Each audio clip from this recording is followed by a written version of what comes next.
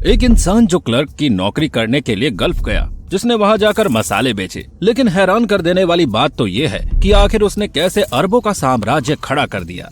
जी हाँ, हम बात कर रहे हैं अंबानी एम्पायर के फाउंडर धीरू भाई अंबानी की। आज की वीडियो बेहद ही खास होने वाली है, क्योंकि आज हम आपको बताने वाले हैं कि आखिर अंबानी कैसे इंडियन मार्केट को डोमिनेट करते हैं। तो चलिए शुरू करते हैं। इंडियन मार्केट की बेताज बादशाह माने जाने वाली रिलायंस इंडस्ट्री की शुरुआत एक्चुअली में एक स्टार्टअप से हुई थी। रिलायंस इंडस्ट्री के फाउंडर श्री धीरू भाई अंबानी का फैमिली बैकग्राउंड ज्यादा अच्छा नहीं था, लेकिन उनके सपने बहुत बड़े थे।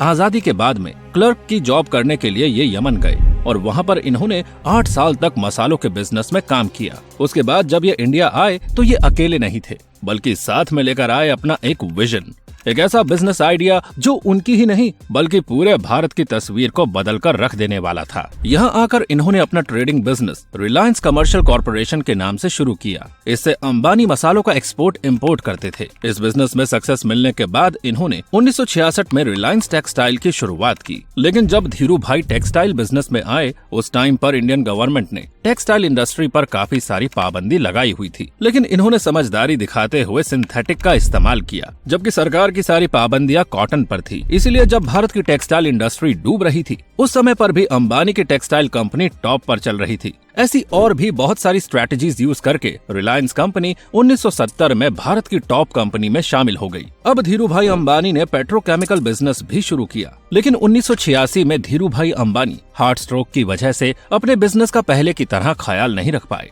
और काम उनके दोनों बेटों अनिल और मुकेश अंबानी ने संभाल लिया। 2002 में जब धीरू भाई अंबानी की डेथ हुई तो अंबानी इंडस्ट्री की तस्वीर एकदम बदल गई। धीरू भाई की डेथ के बाद दोनों भाइयों में लड़ाइयां शुरू हो गई और 2005 में अंबानी एम्पायर का बंटवारा हो गया, जिसमें मुकेश अंबानी को तेल, गैस और पेट्रोकेमिकल के साथ मैन्युफैक्चरिंग बिजनेस मिला और छोटे भाई अनिल अंबानी को रिलायंस एनर्जी, टेलीकॉम और रिलायंस कैपिटल। इन सारी प्रॉब्लम से दूर 2013 में फिर एक ऐसी न्यूज सबके सामने आई, जिसने अंबानी एम्पायर ही नहीं बल्कि भारत की इकोनॉमी की ही बहुत सारी प्रॉब्लम्स को दूर कर दिया था। ये बात है सन 2013 की, जब इंडिया में रिलायंस जियो प्रोजेक्ट आया। ये प्रोजेक्ट भारत के साथ साथ अंबानी ब्रदर्स के लिए भी एक नई शुरुआत लेकर आया था, क्योंकि इस समय मुकेश अंबानी के पास में 4G का लाइसेंस था और अनिल अंबानी के पास में टेलीकॉम इंफ्रास्ट्रक्चर मौजूद था। इसलिए दोनों भाइयों ने आपस में एक डील साइन की और मुकेश ने अनिल को उनके इंफ्रास्ट्रक्चर का इस्तेमाल करने के लिए 1200 करोड़ रुपए दिए। ये टेलीकॉम सेक्टर की सबसे बड़ी डेवलपमेंट थी। तो ऐसे शुरुआत हुई जियो की और भारत में सस्ती नेट आने के सफर की।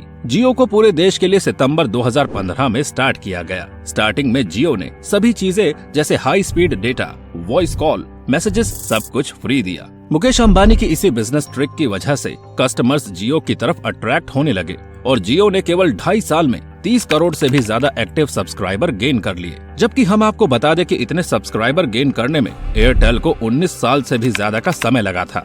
भारत में कंप्यूटर की शुरुआत भले ही राजीव गांधी ने की हो और भले ही डिजिटल इंडिया का सपना प्रधानमंत्री मोदी जी ने देखा हो, लेकिन इसे साकार करने वाला अगर कोई है तो वो केवल जियो ही है। बिना जियो के ना तो डिजिटल इंडिया बन पाता और ना ही हमें इतनी कम कीमत पर टेलीकॉम सर्विसेज मिल पाती। ये तो हुई टेलीकॉम की बात, लेकिन रिलायंस का दबदबा केवल टेलीकॉम पर ही नहीं बल्कि रिटेल सेक्टर पर भी है। इंडियन मार्केट को डिजिटल मार्केट बनाने का क्रेडिट भी रिलायंस इंडस्ट्री को ही जाता है और इसके लिए उन्होंने अमेज़न और फ्यूचर रिटेल से काफी बड़ी लड़ाई लड़ी है। रिलायंस ने इंडियन मार्केट को डिजिटल मार्केट बनाने के लिए फ्यूचर रिटेल को खरीद लिया और अब रिटेल मार्केट पर भी रिलायंस इंडस्ट्री का दबदबा है।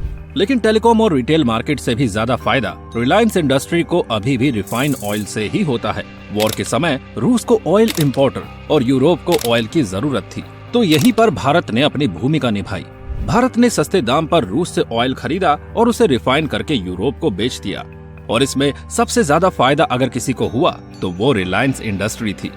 दोस्तों, अब आप देख सकते हो कि टेलीकॉम हो या रिटेल या फिर एनर्जी हो, सब में रिलायंस का दबदबा बना हुआ है और यही वजह है जिससे लोग कहते हैं कि अंबानी इंडिया को डोमिनेट कर रहा है। लेकिन आपको क्या लगता है, क्या सच में अंबानी इंडिया को डोमिनेट कर रहे हैं?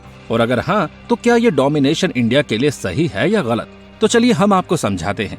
दोस्तों, वैसे तो बड़ी बड़ी इंडस्ट्री और इंडस्ट्रियल किसी भी देश के लिए फायदेमंद होते हैं, लेकिन इससे एक सबसे बड़ी प्रॉब्लम जो देखने में आती है वो है क्रॉनी कैपिटलिज्म की। क्रॉनी कैपिटलिज्म से केवल वही लोग मार्केट में सरवाइव कर पाते हैं जिनके रिलेशन गवर्नमेंट के साथ अच्छे होते हैं, जिस वजह से मार्केट में कंपटीशन खत्म हो जाता है और देश पर किसी एक कंपनी या इंडस्ट्री का ही राज चलता है। जैसे कि अभी रिलायंस के साथ देखने को मिलता है। चाहे टेलीकॉम हो, रिटेल मार्केट हो या एनर्जी, हर जगह अंबानी का डोमिनेशन ही देखने को मिलता है। वैसे तो ये देश के लिए अब तक किसी खतरे का कारण नहीं बना है, लेकिन अगर ऐसे ही आगे भी चलता रहा तो कहीं ऐसा ना हो जाए कि बाकी के टेलीकॉम और रिटेल प्लेयर मार्केट से बाहर ही आ जाए और फिर मार्केट में कंपटीशन ना होने के कारण रिलायंस इंडस्ट्री अपनी मनमानी करने लगे। वैसे आपकी इस पर क्या राय है, हमें कमेंट करके जरूर बताइएगा। साथ ही अगर आपको ये वीडियो पसंद आई हो तो इसको लाइक करके हमारे चैनल डीप स्कूप को सब्सक्राइब करना बिल्कुल ना भूलें। धन्यवाद।